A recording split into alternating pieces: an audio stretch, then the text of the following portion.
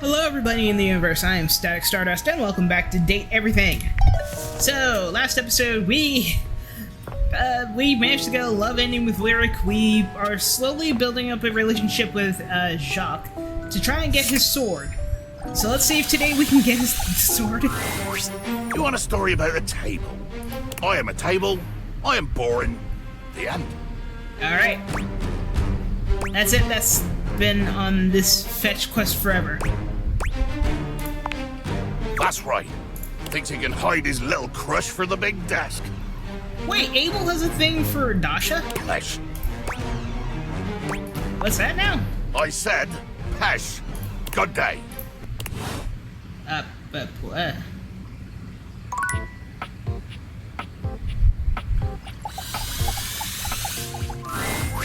The fiery figure that stands before you nearly defies description. He's fire given form, but despite the hot air that radiates from him, there's something decidedly chill about his entire being. Hey, what up, hot stuff? It's about time we sparked up a conversation. You sound familiar. I'm Dante, the fireplace. Like Dante's Inferno. He sounds like Jake Long from American Dragon Jake Long. Is it the same voice actor?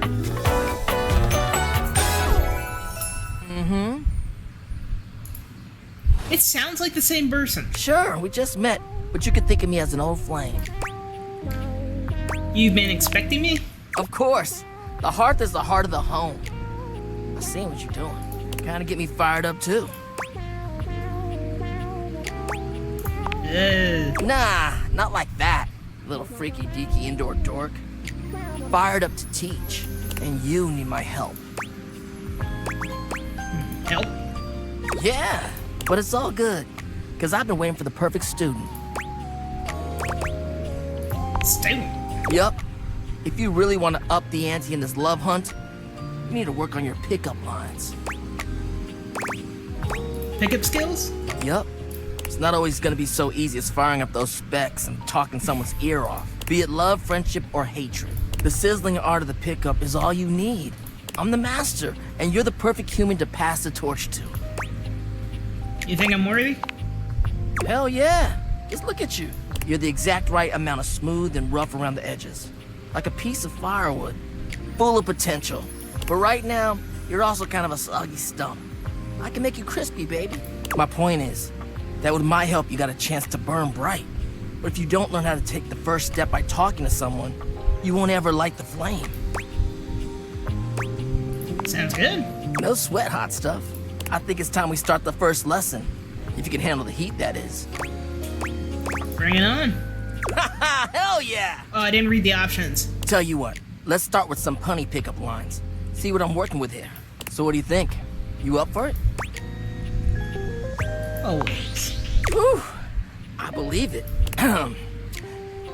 What up, hottie? Got a light? Cause I think you just might be my perfect match. Huh?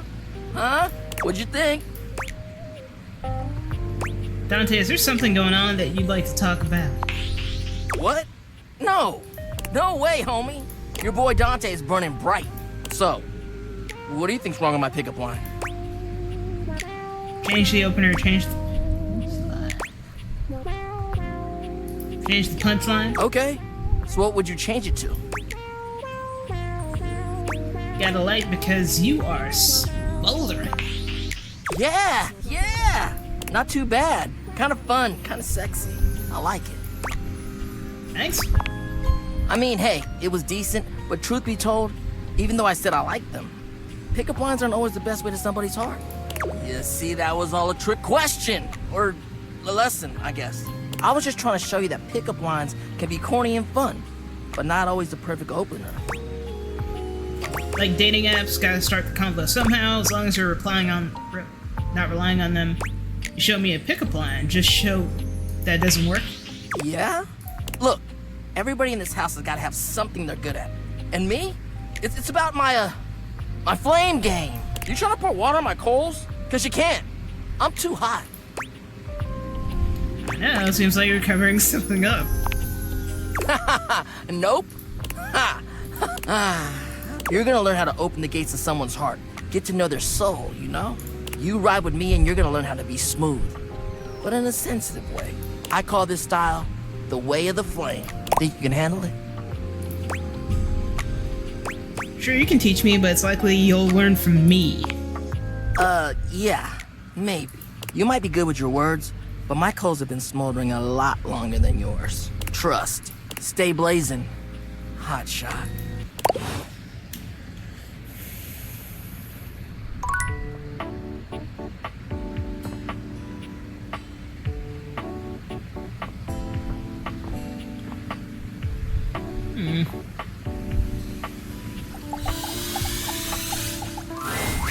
I'm so glad to see you again. You look lovely. I hope you don't mind. I took the trouble of ordering your tea for you. It's Awesome. a jasmine green tea. From Kopi, of course. Sweet. It's very thoughtful of you. How'd you know my order? Oh, Simple. I just pulled your old MyFace site and sorted through the archive posts until I found one where you listed a few teas you enjoyed. Then, I cross-referenced that with photos of you drinking various warm drinks and did some basic image enhancement on them to determine which exact brand appeared most regularly. that's awesome, thanks. I'm so glad you approve. No matter how you found out about my order, at least the thought's nice. It's fun to be here with you, I'd say. I rarely let my glass down, as it were, so I apologize if I'm a little rusty. The way you gave yourself to that last mystery, dropped everything in order to help me solve it. Nobody has done that for me before. I'd do it again in a heartbeat. That's the most attractive thing you could have said to me. Find everything about you attractive. My heart. And mine, what's it saying? Hope I can do something else besides solve mysteries. Alright, and mine. Maggie takes your hand in hers, holding it over her chest. Put your hand just here, below my lens. Do you feel how it's racing? It's beating right out of your chest. What if we... Wait. Before we start this, there's something that's been bothering me. what is it? I hope you won't laugh, but it's another case. Ooh, another case. Tell me. It has recently come to my attention that there is a counterfeit object in the house. Rumors have been circulating about it for a while. At first, I wasn't sure there was anything to them. After all, rumors can be nothing more than loose talk. Sometimes they're more than just rumors. I fear so. The only problem is, the rumors are coming from all over the place, and I can't make heads or tails of where they came from. What do you suggest? Well, I'd say we could bring in some witnesses. We begin. Okay, so I've heard whisperings from Lux, Hoove, and Wallace. Alright, sounds good. Who should we talk to first? Alright, let's talk to Lux. Let's go in Alright, order. when you get in touch, I'll meet you there. Oh, crap. Who's... Wait, what? That's-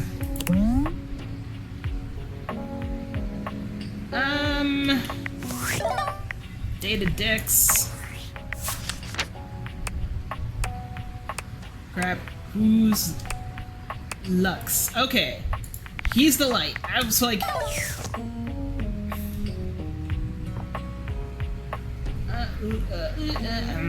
Lux. You find Lux fiddling with a tripod, but they're quick to straighten up and look entirely unbothered when they see you approaching. You can feel them turn on, a tangible shift in their energy. What's up, bitches and bros? Hi Lux. Heard anything about a counterfeit in the house? Hey there, just wondering whether you knew anything about a counterfeit item in the house.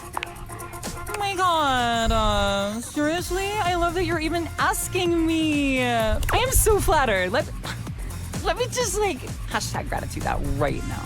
God damn it. We don't have time for this, Lux. We really need... Oh, MG. Like, just give me a second, alright? I am just trying to give you a shout out. What's your handle? Lux, I told you my handle about 40 times now. Okay, sue me, I forgot it. What do you even want from me? Dude, we just need to learn the... Could you please, for all that is good and wrong, Uh-huh. just tell us what you've heard about the counterfeit item in the house, please. House? Item? About? Are you the freaking counterfeit? Because I'm beginning to think it's you. I never thought that you would even freaking ask me that. And I even have an answer. So, like, don't we love this for me? We do love this for you, Lux. Let me just set up my camera so that we can film me answering it. You gotta look your best. Okay, so, like, I'm ready for my interview. Okay. Oh, hang on. Let me just do my hair. God damn it. God damn it. It needs to look like I spent $500 on it, but also like I spent $8 on it and got it done by my sister. You look good the way you are. It's like we got... Lux! What have you heard about a counterfeit item? And who have you heard it from? Answer me before I back my lens off, turn your light into a narrow beam, and singe you with it! Oh? Please, and thank you. I heard that one of the dishes was a counterfeit. I heard it from Stepford. That was the hottest thing I've seen. Thank you. Lux, get out of here. You leave Lux for now and continue the case at Maggie's usual meeting place. Okay, so we talked to Lux, and let's see. Alright, so... Oops, sorry.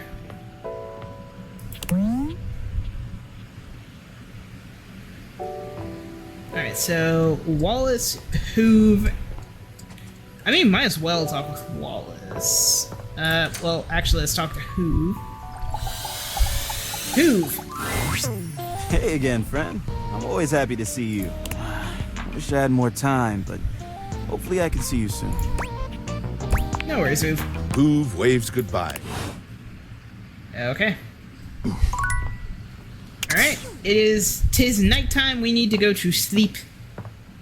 So tomorrow we need to talk with Wallace and Hoove, or rather, no, because we talked to Lux. So since we talked to Lux, that means that we can now talk to... I guess one of the dishware, so we gotta talk to one of the dishes. You know what, I got a full set of hearts. Anything new with you, Captain? Or is it the same spiel? And here we are. Took you freaking Now forever! listen, Bo holds a finger up to her lips, lowering her voice. we have to at least try to be very, very sneaky. So Jax doesn't hear us. Precisely. Bo sets the scene for you with her hands, curling two fingers in the air like a pair of legs sneaking past. The goal is to sneak into the ship, sneak past Jacques, who will probably be sitting on the deck staring out at his plastic ocean. Then we sneak. This would be sneak. Yes, that's it! I love your enthusiasm.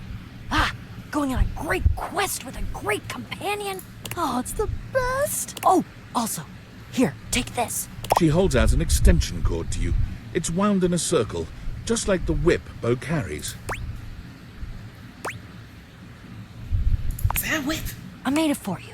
I figured since we're going on the great quests, you're gonna need some kind of a weapon. And I figured that something that doubles as a tool would be useful.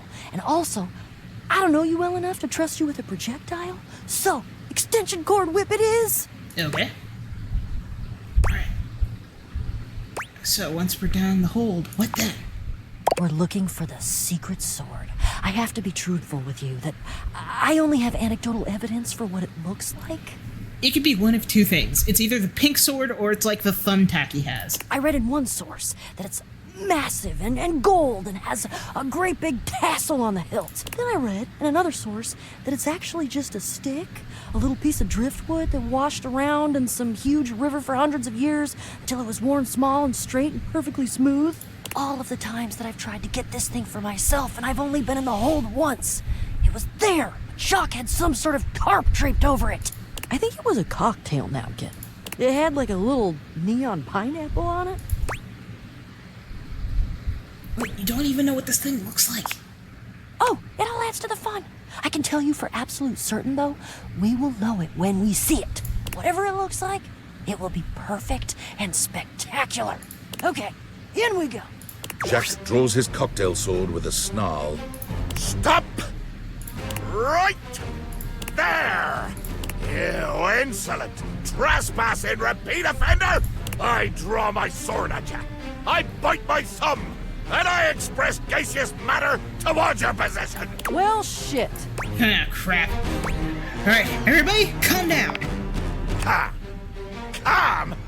You dare open your tag-along mouth to tell me to be calm? Yes. If you even knew the number of times this scallywag has invaded my ocean, boarded my ship, and attempted to swipe my precious personal property right out from underneath me, you would not be mashing your teeth together to form the repugnant, repulsive, and ultimately unsatisfactory word of calm!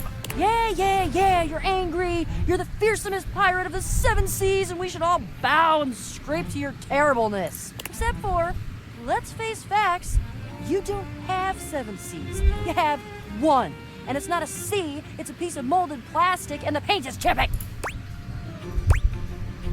Babe, your whole outfit is made out of recycled cardboard. Yeah, but that's because I'm scrappy and crafty and cool. Jacques is delusional. There is a difference. Delusional? Delusional? I'll have you drawn and quartered, you black-hearted pretender! Oh yeah? By who? Your huge and loyal band of dust mites? Why, you! Fight to the death! Ha ha! And now we have the blessing of this young newcomer to do our damnedest to destroy each other. What a lovely day this is turning out to be. Oh, bring it on, Pipsqueak! I hope at least I get a few fun shots in before I crush you by accident. How dare you impugn my stature? Yeah, like I wasn't gonna go for the lowest hanging fruit in history. I'm a rapscallion, not a moron. How? A blow to the ankles. Shriek! A slicing swing to the hip. Debilitating you and bringing you crashing down to one knee. Alright, how many of you are gonna bet that Bo actually just like punches him square in the snout? Like he's doing his pretend stuff and she's just gonna like straight sucker punch him in the face. You punt. You beg. But I can see the fire of rebellion still burning in your eyes. And so... Sucker punch! Whammo! A down thrust with the force of a hurricane rains upon your shoulders, pounding your one supporting knee further and further into the unforgiving wood of my deck. Imagine if he's just in the middle of monologuing and he has his eyes closed and she just goes and steals the sword. It's like, you were monologuing for 5 minutes. You gave me a window to steal your crap. You and Bo share a look. Bro, we can easily steal his sword when he's in the middle of monologuing. Let's do it. Bo, has he noticed? That he's not actually doing anything to me? You're not pantsing or begging. He's just talking to himself. You see that? Yep, I know. Best to just let him tire himself out, I think. Jack continues his little tirade, ranting mostly to himself at this point. I dance around your prone and bloodied body, calling down the righteous rage of the gods upon this would-be thief, this erstwhile criminal, this embarrassment to the designation of legitimate illegitimates. I crush your fingers one by one under the heels of these shining boots. I bathe in the glory of your anguished moans. Really got away with words. You know, I think I heard somewhere that he wrote a book of poetry at one point. Maybe once this quest is over, we can try to find it and stick it up on the refrigerator in the kitchen. As fun as you've got place to be. Yeah, let's change the channel. Jacques? Jacques? Jack pointedly ignores Bo, placing his hands over his ears. I cannot hear you. All I hear is the cries of my defeated enemy. Oh, music to my ears. The sword! The sword! Right, begging your indulgence. I'd like to tell you why I request the great gift of the loan of your sword. I wait with bated breath. I'm sure you know the sword is ancient. Nobody knows exactly when it was created or by whom. If I understand my research correctly, Jacques, it just showed up one day in your hold. Since we are now discussing something about which I care, I will deign to answer you. That is correct.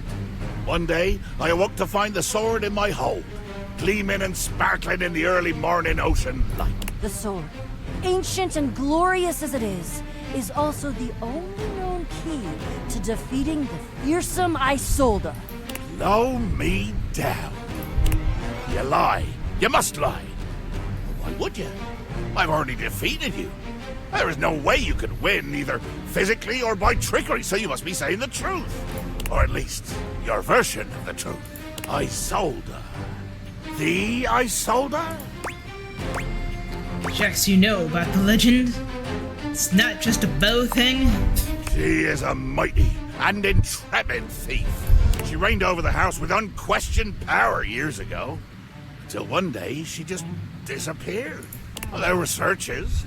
I believe at one point even a quest to attempt to find her and bring her home. But all to no avail. Yeah, there was a quest. It was me. Wait, no way! But that's not what we're talking about right now. Jacques, the sword is the key. Without that sword, I cannot fight her. I cannot return her quarry to its rightful place. To be honest, without that sword, the greatest adventure of my existence ends right here, on the deck of your ship. Follow me. Jack doesn't even wait for your answer before pushing past you and Bo. He doesn't bother turning as you call after him. Follow you where? Jack finally stops, turning to look at the two of you from over his shoulder. His expression is quite serious. We're going to the hold. Jacques leads you to a place deep within his ship, looking at you and Bo with a grave expression. This is my inner sanctum. As you could imagine, nobody comes here. Mostly because without the magic of those glasses you're wearing, nobody could fit. With two hands reverently on its sanctified cover, I slowly, dramatically slide the silken fabric off of the altar. And then? I present to you the secret sword. He lifts the sword from its altar, his expression reverent and his touch careful.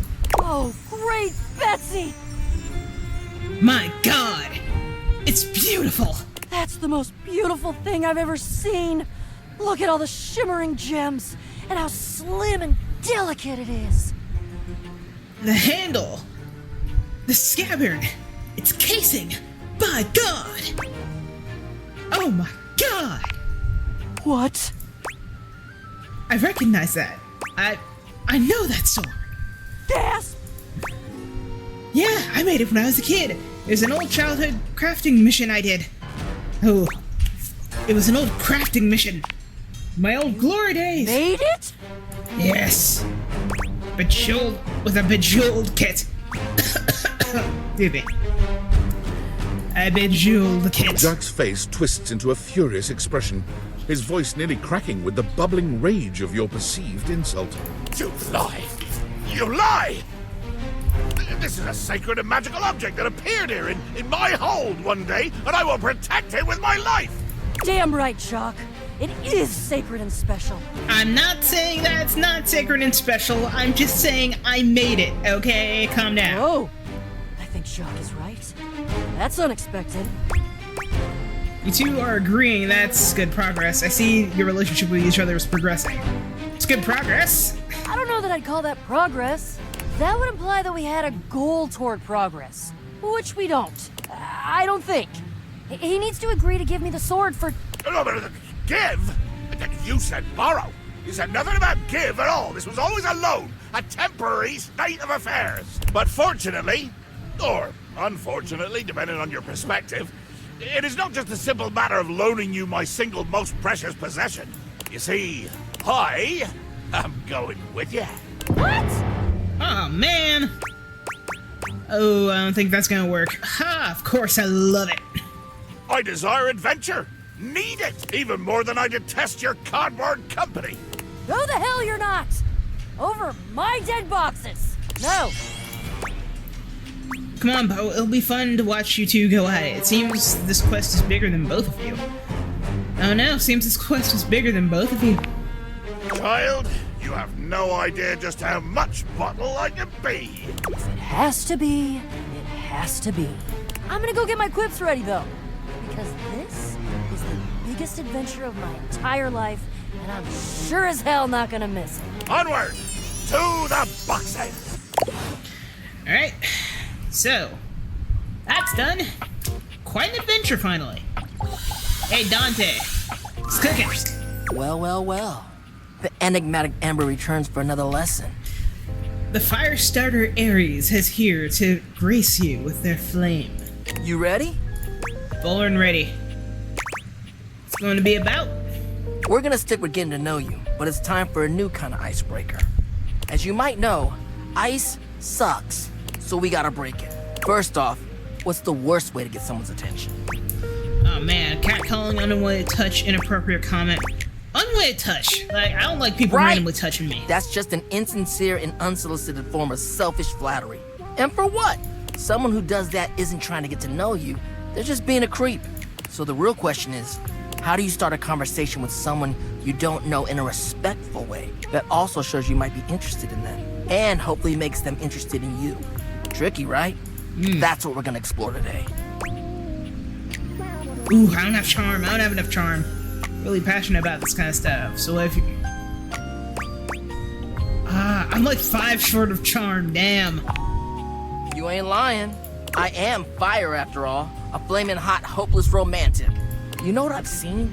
How many proposals I've warmed? First date flirting in the living room, Valdiva flicks and chills, wine night cuddle sessions, bearskin rug rubdowns. Let's just say I've done my research on this sort of thing. And not to mention, well, I'd like to be in love one day. Anyway, I know about fiery connections. That's why I can help you. But nothing could happen without the icebreaker. And the icebreaker is observation and interest. Interest? Right. It might seem basic, but first you gotta notice them. But not just that. Can't be like, oh, they're hot, I'm gonna go talk to them. Nah, yo, you gotta really take them in. What's their demeanor? How do they look? Are they with someone? All that and more. Then, use the information you glean to guess what they might be interested in, and lead with that.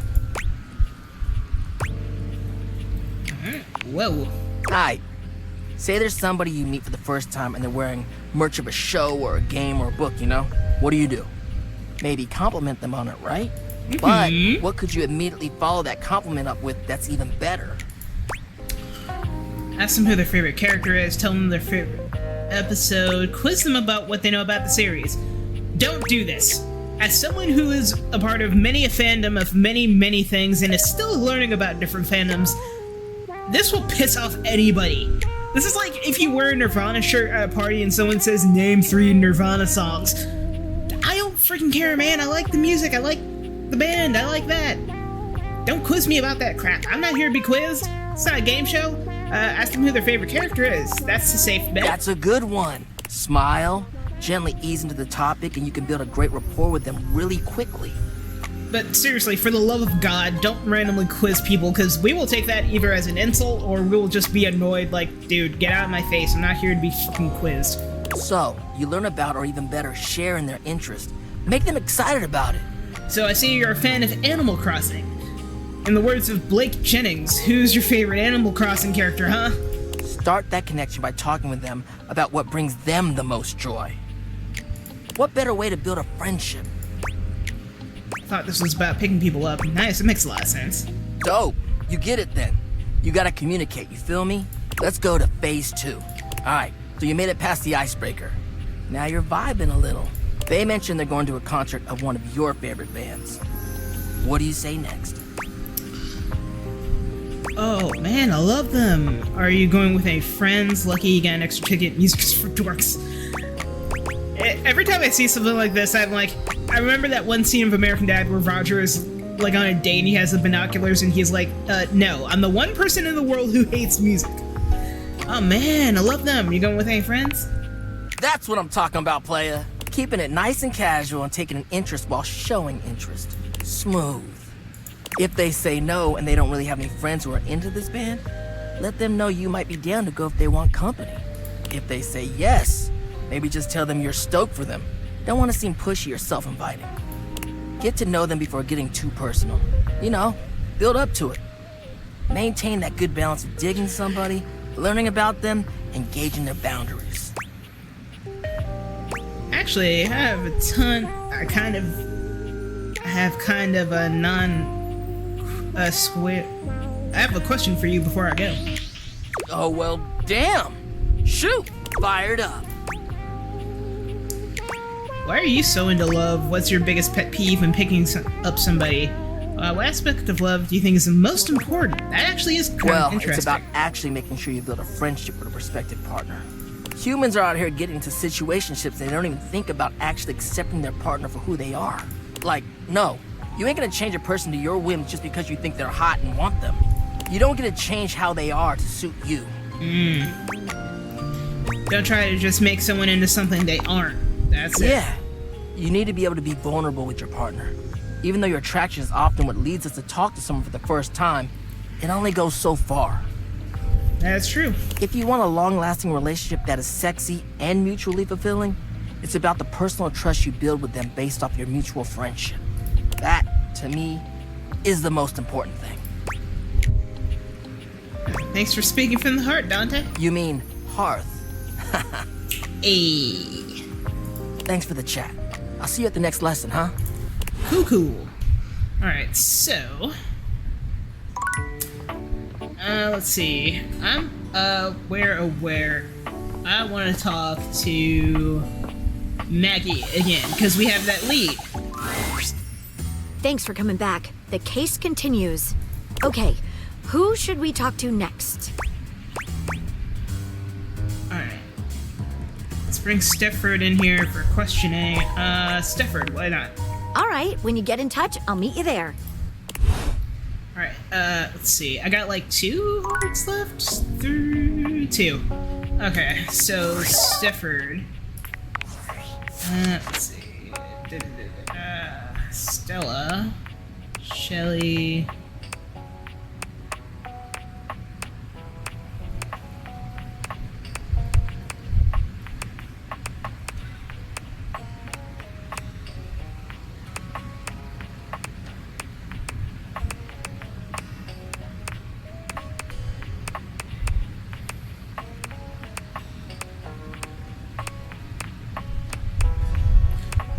Where is Stefford? Have I not talked with him yet?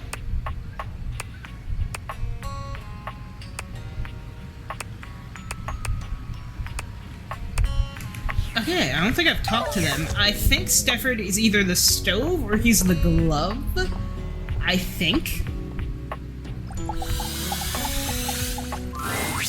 A burly chef stands in your kitchen, looking at you expectantly as he stirs a saucepot. Despite his intimidating stature, there's warmth in the depths of his dark eyes. You must be my new sous chef. I'm Stefan.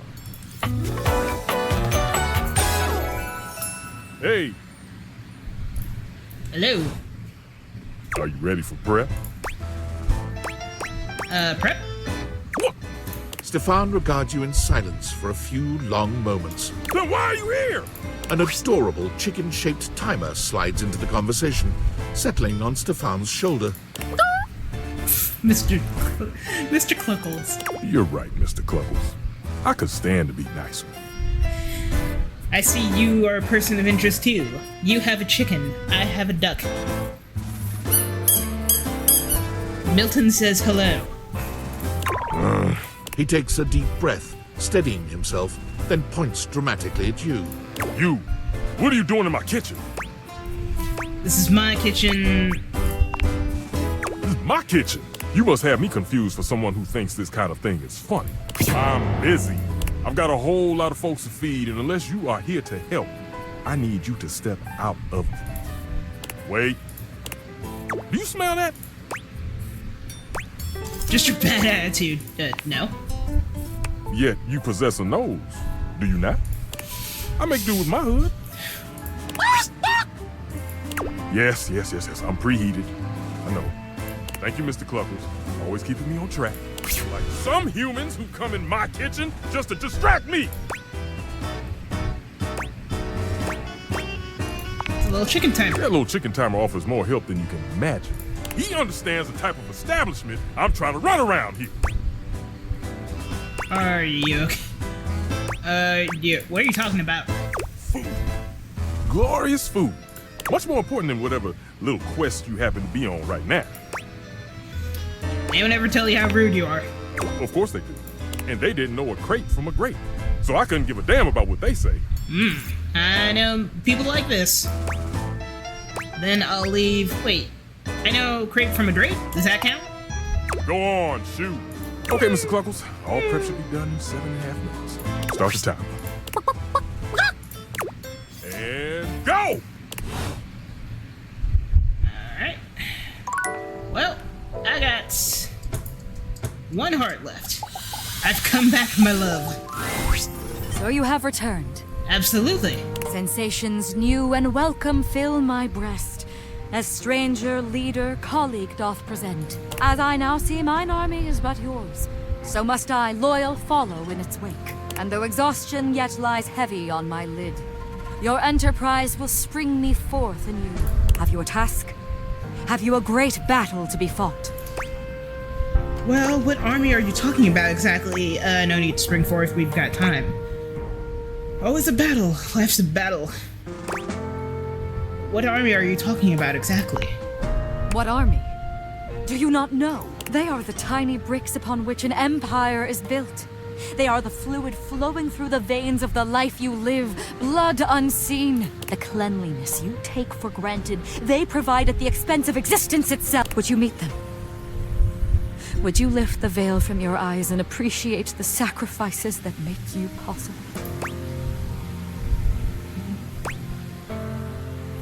I kind of like the understanding I have now.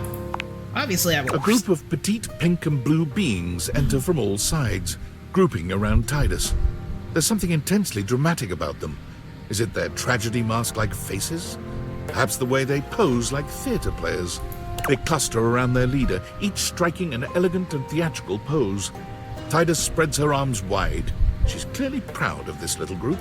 I present to you the Dipogenes. The Dipogenes speak as one, like a spring breeze-scented Greek chorus.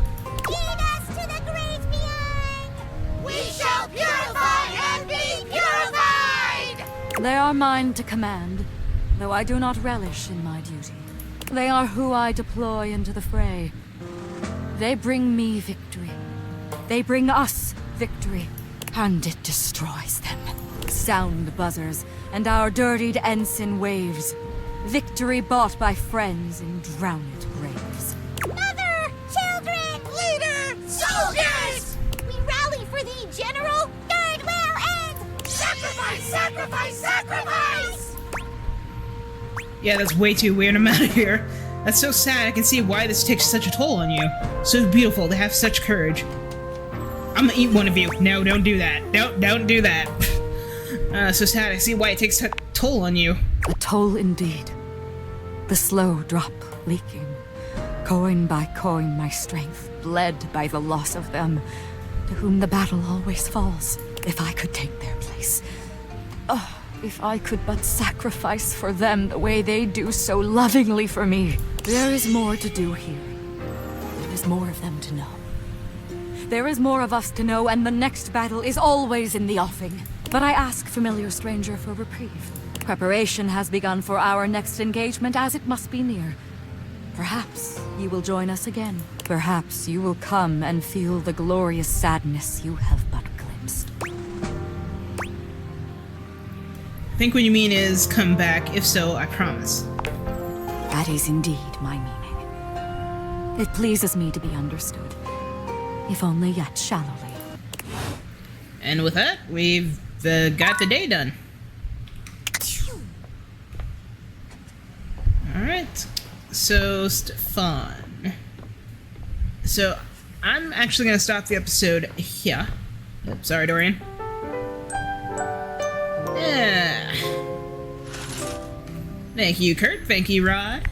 Alright, I'm going to save yet again. Right